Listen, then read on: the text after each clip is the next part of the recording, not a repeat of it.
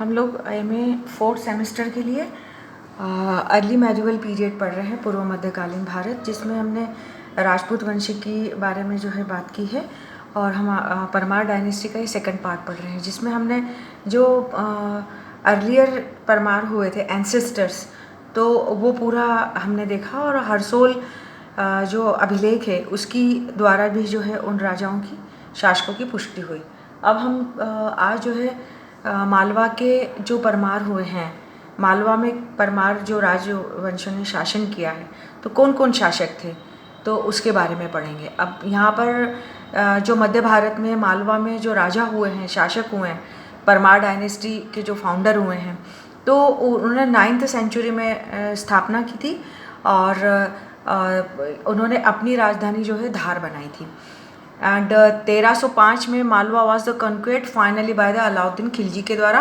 1305 में ये पूरा जो है मालवा जीत लिया गया था। और इसकी उत्पत्ति के बारे में हमने देखा ही था कि जो 4 अग्निकुल, जो अग्निकुल का जो सिद्धांत हुआ था, उसमें से 4 वीर योद्धा उत्पन्न हुए थे, और इसीलिए हम इसको जो अग्निकुल का सिद्धांत मानते हैं। और इन्होंने जो राज्य स्थापित किया था, तो वो नर्मदा के आसपास वाला क्षेत्र था, जिसको कि किंगडम ऑफ उज्जैन कहा जाता है।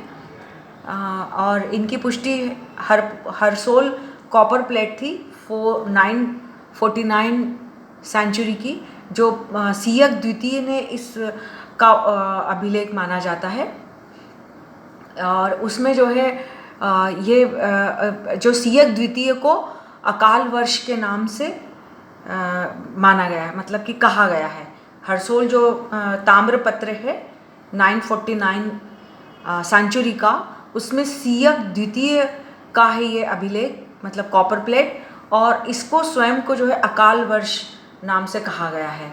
और and then followed by the name of Vappa Raja identified the Parmar king Vakpati. और ऐसा कहा गया है कि अकाल वर्ष जो है which was the Rashtrakuta title, Rashtrakuta लोग भी जो है ये वाला अकाल वर्ष उपाधि धारण करते थे।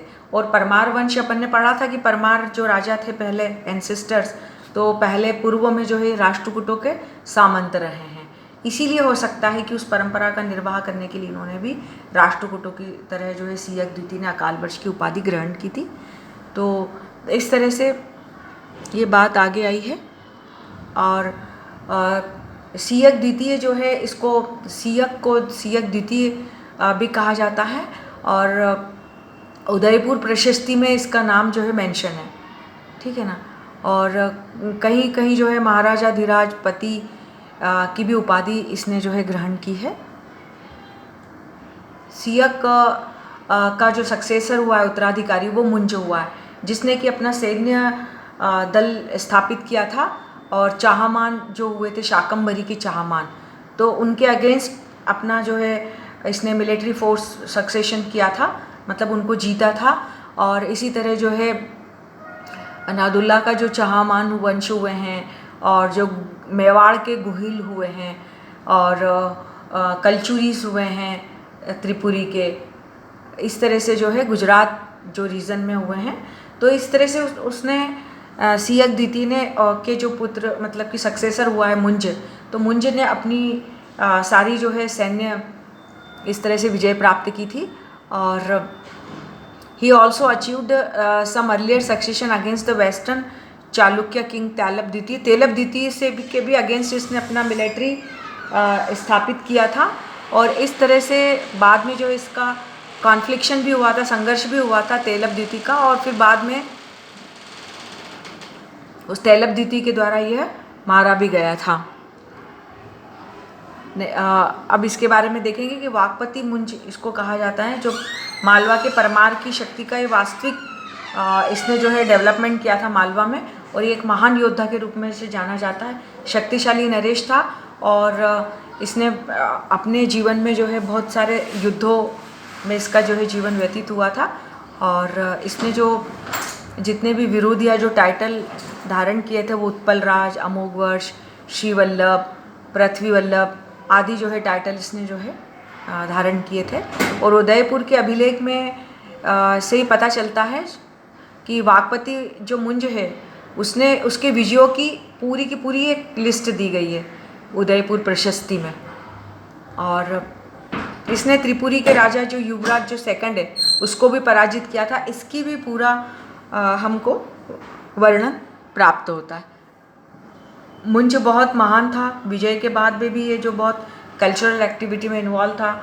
इसने एक बहुत अच्छा पोएट था, ये बहुत सारे पद्यों का भी इसने काव्य संग्रह मिलता है, इसलिए कला और साहित्य में का भी बहुत संरक्षक था। धनंजय हलायुध धनी पद्यगुप्त नामक कवि उसकी राजसभा में हुआ करते थे, उनको इसने शेल्टर दिया था।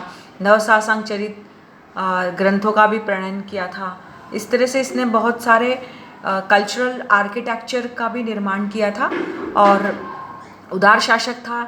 जलाशय खुदवाए थे, मंदिरों का भी निर्माण इसने कराया था। मुंज के मृत्यु के बाद में सिंधुराज जो है उसका छोटा भाई था, वो गादी पर बैठा और चालुक्य नरेश जो सत्यात्रय था उसको जो है इसने पराजित किया था और इस तरह से 1000 ईस्वी में इसका देहावसान हो गया था।